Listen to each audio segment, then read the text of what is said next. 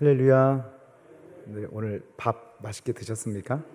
오늘 주일 오전 예배에서부터 또 오후 예배까지 또 하나님께서 우리 영의 양식과 육의 양식과 또 우리 교회에 좋은 소문이 나는 양식까지도 책임져 주실 줄 믿습니다. 저는 오늘 생명의 면류관을 받은 자라는 제목으로 하나님 말씀 함께 나누도록 하겠습니다. 네. 여러분 주님께 충성하면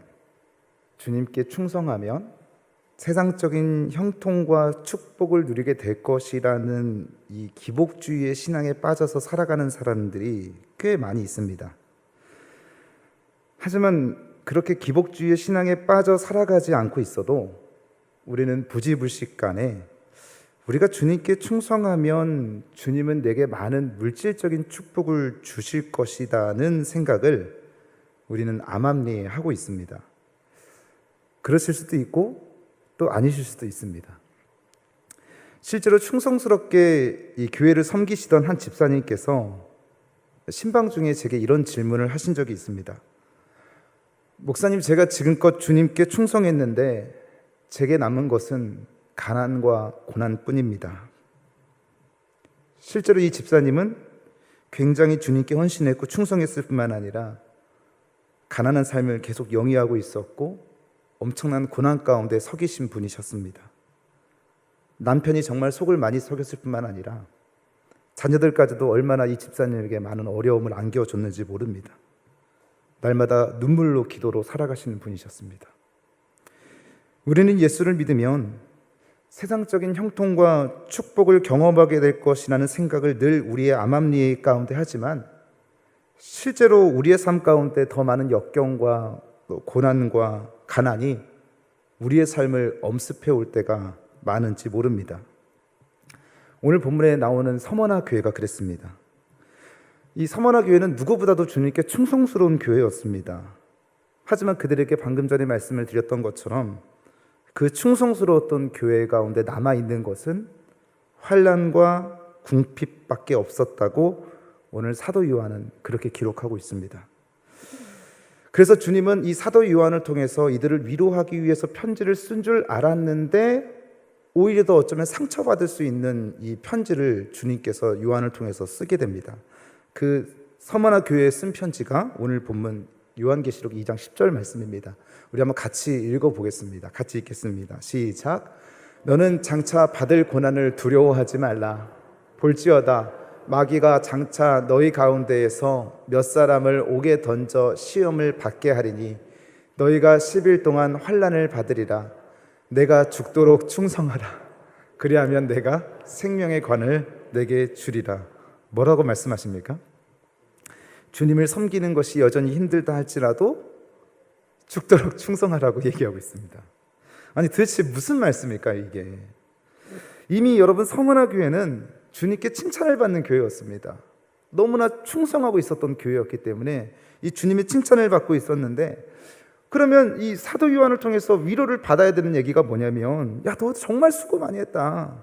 내가 너희들의 그 충성을 알고 내가 너희들의 그 수고를 알고 있으니까 조금만 좀 참아다오, 이런 얘기가 들려줘야 되는데, 이렇게 칭찬과 격려를 해줘도 위로를 받을까 말까 하는데 오늘 요한을 통해서 서머나 교회에 뭐라고 말을 하냐면 충성하고 있는데 더 충성하래요. 어떻게 충성한가 봤더니 죽기까지 충성하라고 말씀하고 있습니다. 죽음에 이르는 순간까지 충성하라라고 말씀하죠. 그렇다면 이미 충성된 사람들이 모여있는 이 서머나 교회에게 왜 주님은 더 가혹하게도 충성을 강요하고 충성을 계속해서 요구하고 있는 것일까? 오늘 본문은 그 이유를 이 11절 마지막 부분에서 이렇게 결론을 짓습니다. 생명의 면류관이 내게 주어지기 때문이다라고 얘기를 하고 있죠. 여러분, 이 생명의 면류관이 무엇을 뜻하냐면 헬라어 원어로 스테파누스라는 단어를 사용합니다. 이 단어는 영어로 크라운입니다. 왕관을 씌워준다라는 뜻을 가지고 있는 것이죠. 그러니까 무슨 말이냐면 너희들이 환난과 궁핍 가운데도 여전히 충성하고 있고, 아니 더 죽도록 충성해도 남겨진 것은 궁핍과 환난밖에 없겠지만 그것을 참고 또 충성하고 죽기까지 충성하면 하나님 나라에서 생명의 면류관이 씌워진다는 것은 무엇을 의미합니까? 하나님과 함께, 주님과 함께 내가 영원히 하나님의 나라에서 왕노릇 하게 될 것이라는 말씀을 오늘 스테파노스라는 단어를 통해서 우리에게 말씀해 주고 있는 겁니다. 그 사람이 한 명 있더라고요. 누군가 봤더니 사도 바울이 그랬습니다.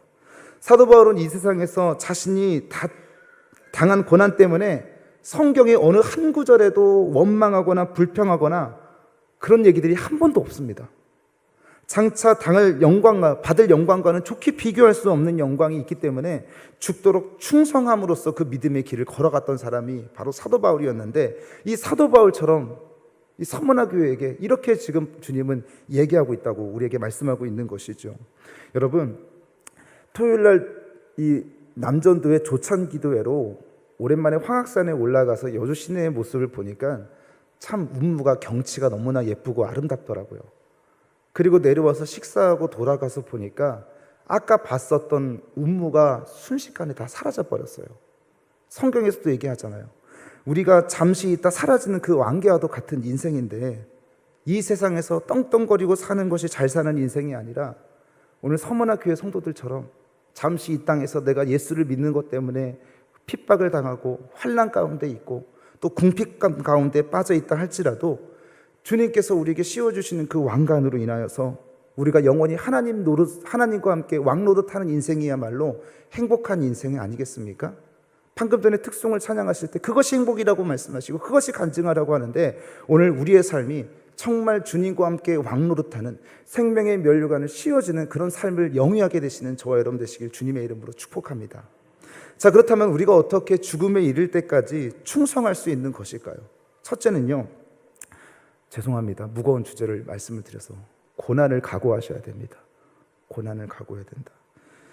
여러분, 제가 원래 UFC 이런 걸 별로 안 좋아했었는데 요즘 이렇게 좀비 트립이라 그래가지고 유튜브에 이 코리안 좀비라고 불리는 이 정찬성 선수, 세계적인 UFC 선수를 참 좋아하게 됐습니다.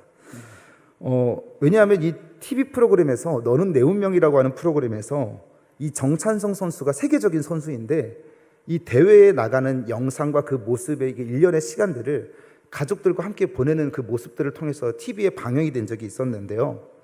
이 정찬성 선수를 보면서 이 고난을 받을 각오를 하고 가는 사람이 이 시대에 이런 사람이지 않을까라는 생각이 들게 되었습니다.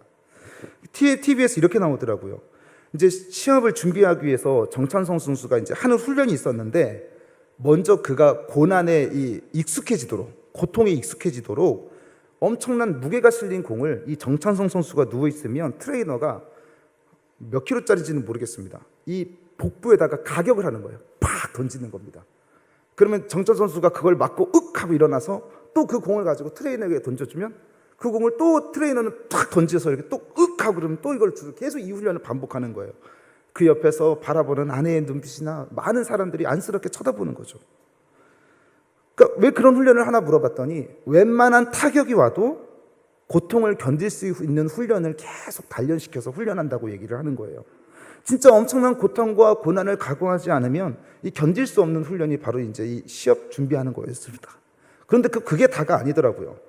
시합을 바로 앞두고 이제 이 개체를 통과해야 되지 않습니까? 미들급, 라이트급, 헤비급, 무제한급 이렇게 있는데, 이 체중 감량을 해야 되는데 12시간 안에 무려 7kg를 빼야 되는 거예요. 7kg를. 시합 바로 전날에 12시간밖에 안 남았는데, 우리는 1년 12개월 동안 내내 해도 7kg가 안 빠지는데 12시간 안에 7kg를 감량해야 되는 거예요. 어떻게 빼나 봤더니 절대로 따라 하시면 안 됩니다. 온몸에 발열 크림을 다 발라요. 그리고 땀복을 입고 거기에 랩을 감싸고 은박지로 덮고 이불을 덮어가지고 전기 매트를 틀어가지고 땀을 쫙 빼게 만듭니다. 그리고 나서 이제 어느 정도 시간이 지나서 이렇게 다 걷어가지고 땀복을 벗는데요, 그냥 우리가 생각하는 그냥 땀이 뚝뚝뚝뚝 떨어지는 수준이 아니에요. 한번 유튜브에 검색해 보세요. 바가지에다가 그냥 땀복에다가 그 바가지로 물을 부숴놓은 것처럼 땀이 그냥 물처럼 그냥 나와버리는 거예요. 그걸로 끝나는 게 아니에요. 또 어디를 들어갑니까? 냉탕에 들어가서 또 냉찜질을 하고 난 다음에 또 다시 처음부터 그 12시간 동안 이 개체를 통과하기까지가 계속 그 작업을 계속 담갔다 뺐다 이거를 반복하는 거죠. 절대 따라하시면 안 됩니다. 저는 그 정창수 선수의 모습을 보면서 진짜 고난을 각오하지 않으면 세계적인 선수가 될 수가 없겠구나. 이 시합에 나가기 위해서 그렇게 그 사람이 모진 고통을 다 감당했는데 시합 당일이 됐습니다. 그렇게 노력했는데도 불구하고 시합에서 져버렸어요. 여러분, 우리가 주님의 일에 죽도록 충성하기 위해서 첫 번째로 중요한 우리의 태도는 바로 이 고난을 각오해야 될 줄 알아야 된다는, 고난을 각오해야 된다는 거죠. 교회에서 조금만 사역을 감당할 때 누구든 항상 좋은 일만 있을 것이다 라고 생각하는 사람들은 작은 고난이나 문제나 역경이 탁 맞닥뜨리고 나면 이렇게 찾아와서 얘기하세요. 목사님, 저 이렇게 힘든 줄 몰랐어요. 이런 어려움이 있는 줄 몰랐어요. 그냥 저 그만할게요 라고 얘기하시는 분들의 안타까운 소식을 들을 때가 종종 있습니다. 그런데 그런 일을 하는 데 있어서 고난이 있을 수밖에 없어. 어떤 하나님의 사역을 감당하는 데는 반드시 고난이 수반될 수밖에 없어 라고 생각하시고 일을 진행하시는 분들은 오히려 그것 때문에 무너지는 것이 아니라 고난이 온다 할지라도 야, 내가 지금 하나님의 사역을 잘 감당하고 있구나 라고 생각하시면서 오히려 사도 바울과 같이 그 일에 열심을 내면서 나아갈 수 있다라고 얘기하는 겁니다. 며칠 전에도 한 성도님이 어떤 일 때문에 낙심이 돼가지고 목사님, 교회 나가기가 너무나 힘들어요, 이런 얘기들이 들려오더라고요. 절대로 거기에 시험 들지 마시고, 이따 결론에 세 번째로 말씀드리겠지만 현혹되지 마시고 고난을 잘 감내하시고, 고난이 오면 내가 신앙생활 잘하고 있구나라고 하는 증거로 삼고 더욱더 사도 바울과 같이 신앙생활, 생명의 면류관을 향해 나아가시는 우리가 되기를 소망합니다. 오늘 본문도 마찬가지예요.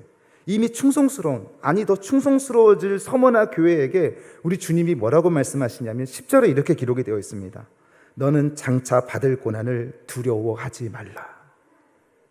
생명의 면류관을 얻기 위해서는 궁핍과 환난 당할 것을 두려워해서는 절대로 안 된다고 말하고 있는 겁니다. 그러니까 고난 당할 각오를 단단히 하고 있어야 된다고 얘기를 해요. 여러분, 고난 없이 면류관이 어디 있습니까? 예수님께서도 그냥 부활을 이루셨습니까? No cross, no crown이지 않습니까? 반드시 그 고난이 있었기 때문에, 십자가에 우리의 죄를 대신해서 죽으심이 있었기 때문에 부활의 영광을 누리실 수 있었던 것 아닙니까? 아까 전에 말씀드렸던 사도 바울의 삶도 보면은요, 저는 항상 이 구절을 읽을 때마다 참 좌절이 되고 우울함이 막 밀려와요. 내가 신앙생활을 하는 것이 잘하고 있는가? 그리고 나도 이런 고난을 겪어야 되는가? 그 구절이 어느 구절이냐면 사도 바울의 삶이 기록되어 있는 구절입니다. 고린도후서 11장 23절 27절인데요 우리 좀 길기는 하지만 좀 같이 한번 읽겠습니다. 시작. 그들이 그리스도의 일꾼이냐 정신없는 말을 하거니와 나는 더욱 그러하도다.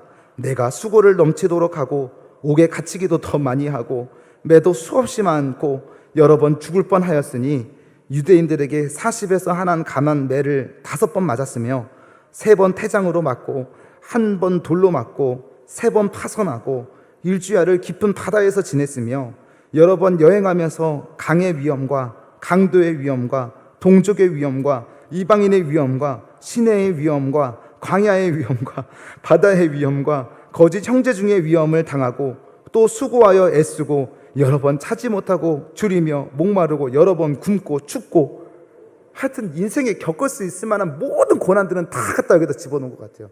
이 구절을 읽을 때마다 속이 상합니다. 앞으로 이제 펼쳐질 일들일까봐, 아니면 지금 겪고 있는 일들일까봐. 이 고난의 연속이었어요. 이 사도 바울의 삶 가운데 고난을 빼면은요 아무것도 없는 인생이었습니다. 예수 믿고 단 한 번도 편한 날이 없었는데, 그럼에도 불구하고 말씀드린 것처럼 사도 바울은 성경에서 찾아보세요. 단 한 번도 그것 때문에 힘들고 원망이 되고 고통스럽다고 얘기한 적이 한 번도 없습니다. 하나님을 원망하지도 않아요. 비난하지도 않아요. 어떻게 그것이 가능할 수 있었던 것일까요? 그것은 고난을 정찬성 선수보다 훨씬 더 각오한 인생이었기 때문에 그런 거 아닐까요? 사도행전 20장 22절 24절에 보니까 이 바울이 좀 이상하다는 소견을 낼 수밖에 없는 이 모습이 그대로 기록되어 있습니다. 제가 읽어볼게요. 보라, 이제 나는 성령에 매어 예루살렘으로 가는데, 어디로 가는지 알고요. 성령이 가르쳐 주시는 거예요. 어디로 가라고 가르쳐 주는 건데 거기서 무슨 일을 당할는지 알지 못하노라. 오직 성령이 각 성에서 내게 증언하여 결박과 환난이 나를 기다린다 하시나, 성령이 말씀하시는 거예요. 가는데 거기에 뭐가 있대요? 결박과 환난이 있을 거라고 뻔히 얘기를 하는 거예요. 그런데 24절에서 뭐라고 얘기합니까? 내가 달려갈 길과 주 예수께 받은 사명 곧 하나님의 은혜의 복음을 증언하는 일을 마치려 하면은 나의 생명조차 조금 더 귀한 것으로 여기지 않겠다고 얘기를 하고 있어요. 근데 여러분, 오해하지 마십시오. 바울이 우리와 다른 사람이 아니에요. 성정이 같은 사람이라고 얘기하고 있습니다. 그럼에도 우리와 똑같은 사람인데도 불구하고 어떻게 바울은 고난을 견디고 마침내 충성할 수 있었을까요? 그것은 고난을 각오했기 때문에 그렇다라고 하는 겁니다. 오늘 고난을 각오할 뿐만 아니라 바울이 이 고난을 각오하고 그리고 한 번도 원망하지 않았는데 또 거기서 한 발 더 나아가서 어디까지 가냐면요, 바울은 이 고난당하는 게 기쁘대요. 기쁘대요. 골로새서 1장 24절입니다. 같이 읽습니다. 시작. 나는 이제 너희를 위하여 받는 괴로움을 아멘이십니까? 아멘이 적으시네요. 바울과 같이, 서머나 교회 성도들과 같이 오늘 저와 여러분이 고난 당할 것을 각오하고 시험에 들지 않고, 내가 지금 적절한 고난이 있고 힘든 고난이 있고 낮은 고난이 있다 할지라도 지금 내가 잘하고 있구나, 이것을 견뎌내기를 바라는 것이구나, 이것을 하나님께서, 주님께서 승리하기를 원하시는구나, 그것을 잘 헤쳐나가셔서 승리하시고 오늘 본문 아까 9절의 말씀인 것처럼 내가 이겼다, 내가 부유한 자다, 그 인정받으시는 저와 여러분 되시길 주님의 이름으로 축복합니다. 한 발 더 나아가서 우리가 어떻게 죽음에 이를 때까지 충성할 수 있을까요? 그 두 번째 포인트는요, 이것도 죄송합니다, 주를 위한 가난이 축복이라는 것을 아셔야 합니다. 여러분, 주를 위해 겪게 되는 것이 고난이라고 말씀을 드렸습니다. 여러분 생각해 보십시오. 기관장 회장님 하시면 힘들죠? 구역장님 하시고 교구장님 하시면 힘드시죠?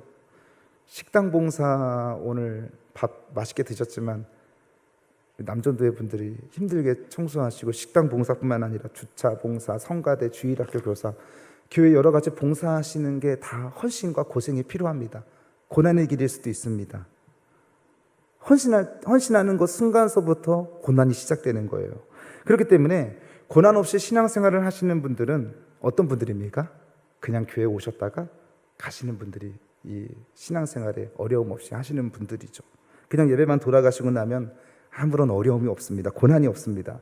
그렇기 때문에 우리가 주님의 제자로 살아간다라고 하는 것은 무엇을 수반하냐면 고난, 고통, 환난도 같이 수반되어져 가는 거예요. 자, 그런데 여기에 오늘 두 번째 포인트는 하나가 더 추가가 됩니다. 그게 뭐냐면 바로 궁핍이래요. 가난이래요. 근데 이게 또 축복이라고 얘기를 합니다. 왜요? 나중에 생명의 면류관이 있으니까. 여러분, 제자들이 왜 가난해졌습니까? 우리 한번 단순하게 좀 생각해 봤으면 좋겠습니다. 왜 제자들이 가난해졌을까요? 그들은 예수님을 따르는 순간 자신의 이 심령의 상태를 본 거예요. 아, 내가 이 세상의 죄와물로 완전히 망가진 존재구나. 예수님만이 우리의 구원자시고 우리의 길이고 우리의 진리고 우리의 생명이다라는 것을 깨닫게 됐습니다. 그리고 나서 예수님을 따라다닙니다. 뭘 버리고요? 모든 것을 다 버리고 제자들이 다 주님을 따라갔어요. 그렇기 때문에 필연적으로 어떻게 보면 우리가 신앙생활을 잘하고 있다는 것은 어쩌면 가난해지고 있다는 것을 똑같이 그래프 가운데 이 균등하게 가고 있는 것으로 봐야 되지 않을까 생각을 하는 겁니다. 그러니까 뒤쫓기 때문에 당연히 가난해질 수밖에 없는 거죠. 게을러서 가난해진 게 아닙니다. 그리고 지혜롭지 않아서 게을러진 것이 아니고요. 지혜롭지 않아서 가난해진 게 아니고요. 사업을 못해서 가난해진 것이 아닙니다. 모든 것을, 세상의 것을 해로 여기고 온전히 주님만 쫓았기 때문에 가난해지는 거예요. 그렇기 때문에 고난은 물론이고 이 가난까지도 경험했는데 어떻게 주님의 제자들과 사도 바울은 그 주님을 끝까지 따라갈 수 있었을까? 그것이 축복의 길이었기 때문이라고 말씀을 드렸죠. 자, 마태복음 19장 24절 말씀에 보니까 이런 이 부자에 대해서 이런 질문들을 합니다. 자, 한번 같이 한번 읽어보겠습니다. 시작. 다시 너희에게 말하노니 낙타가 바늘기로 들어가는 것이 부자가 하나님의 나라 들어가는 것보다 쉬우니라. 여러분, 이 말씀대로 한다고 한다면 여러분, 부자가 천국에 들어가는 것이 낙타가 바늘길을 통과하는 것보다 어렵다는 것을 얘기를 하죠. 낙타가 바늘길을 통과하는 거 보신 적 있으십니까? 불가능한 거죠. 불가능한 거예요.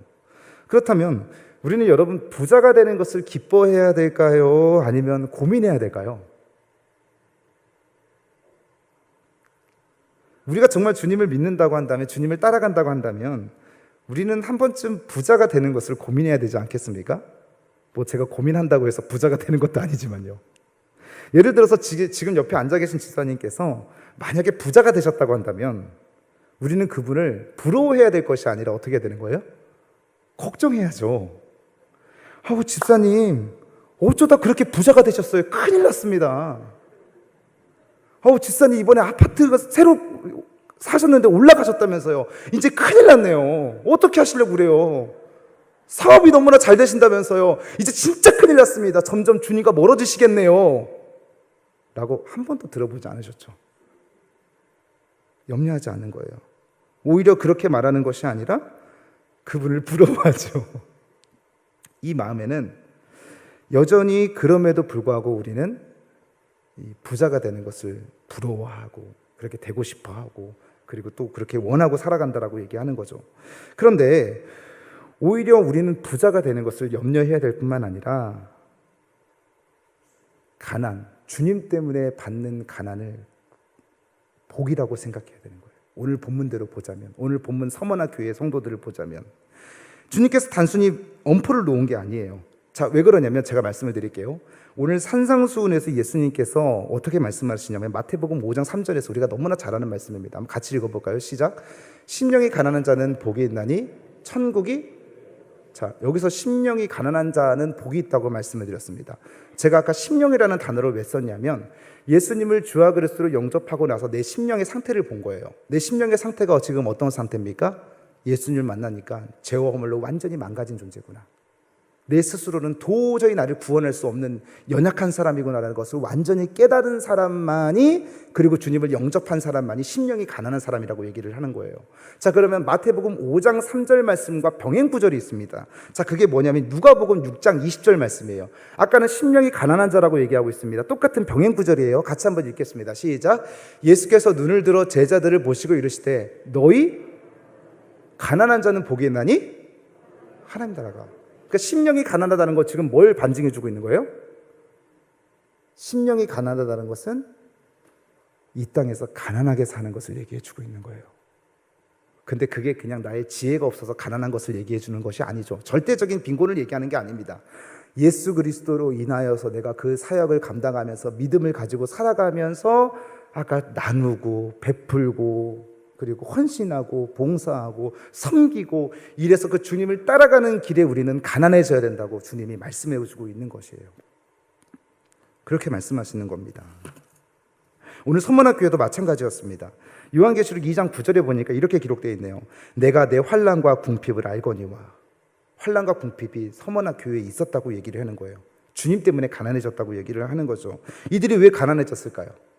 이 서머나 지역의 또 배경을 좀 살펴볼 필요가 있습니다. 왜, 어떤 배경이냐면 이 서머나가 어떤 지역이냐면 친로마 도시였습니다. 친로마 도시.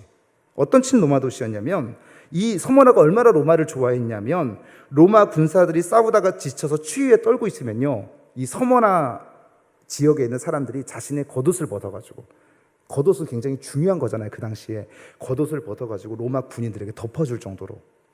이 철학자인 키케로는 뭐라고 얘기를 했냐면 이 서머나를 가리켜서 가장 신실하고 가장 오래된 로마의 동맹국이라고 칭송할 정도로 이 서머나 지역을 굉장히 좋아했습니다.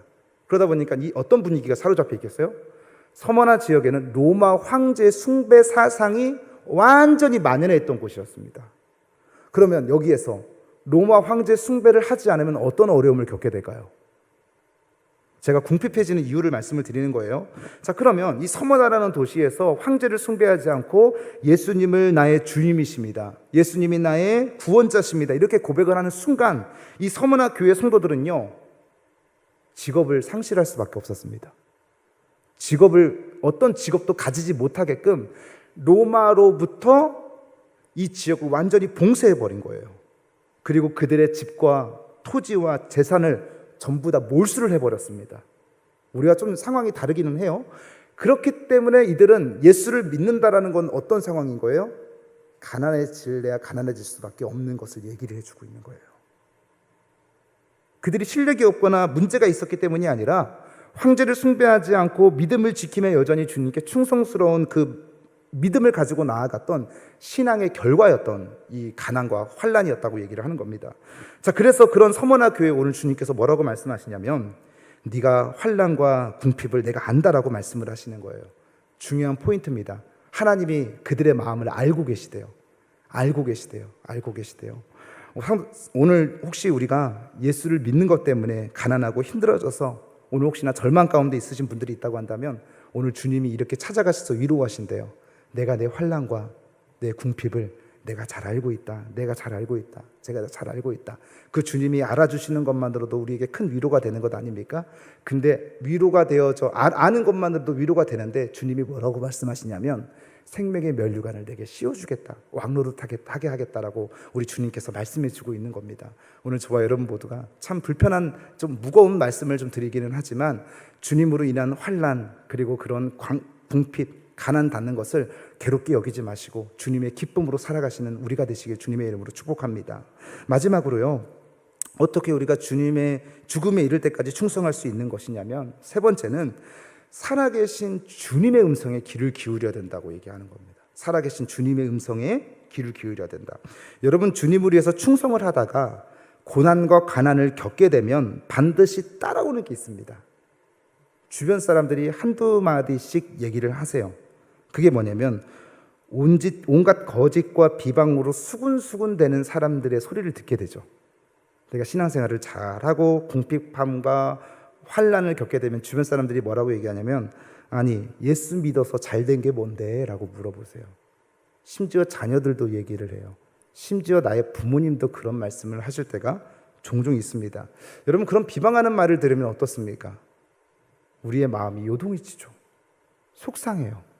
괜히 주님을 욕먹인 것 같고 하나님을 욕한 것 같고 나로 인해서 하나님의 영광이 되지 않은 것 때문에 불편할 뿐만 아니라 지금껏 나도 그런 생각을 하기는 하지만 그렇게 하지 않으려고 노력했던 그 부분을 누가 그냥 침으로 푹 찔러버렸기 때문에 거기에 발끈하게 돼서 다른 격정적인 반응이 나타나기 시작하는 거죠. 그러면서 이런 고민을 하게 돼요.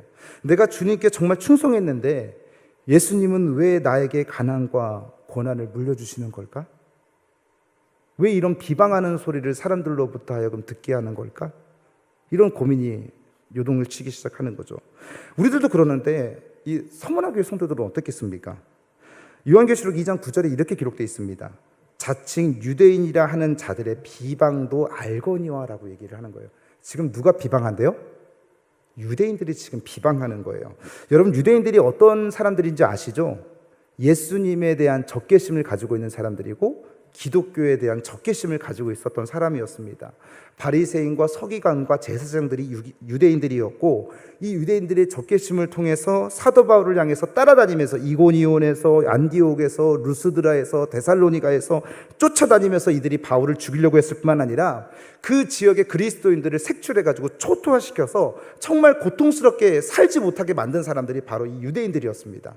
자, 그런데요, 내가 신앙생활을 하는데 황제 숭배 사상이 만연한 도시에서 예수 믿는 것 때문에 고통을 당해요. 궁핍함이 있어요. 근데 거기에 비방까지도 듣는 거예요. 얼마나 견디기가 힘들었겠습니까?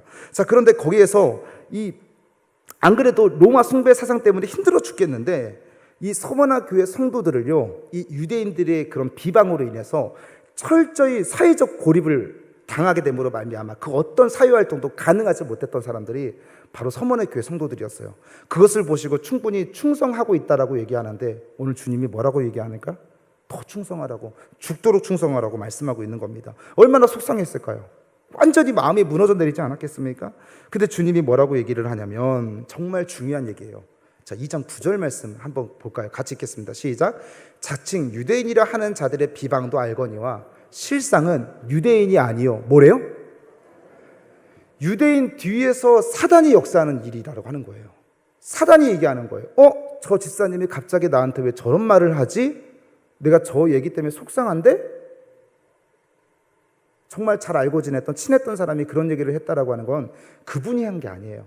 내 마음을 요동시키게 만들고 내 마음을 번잡하게 만들고 내 마음을 격노하게 만드는 사단이 뒤에서 작동하고 하는 역사이기 때문에 그 얘기를 듣지 말고 사단의 음성 듣지 말고 누구의 음성 들으라고 얘기해요?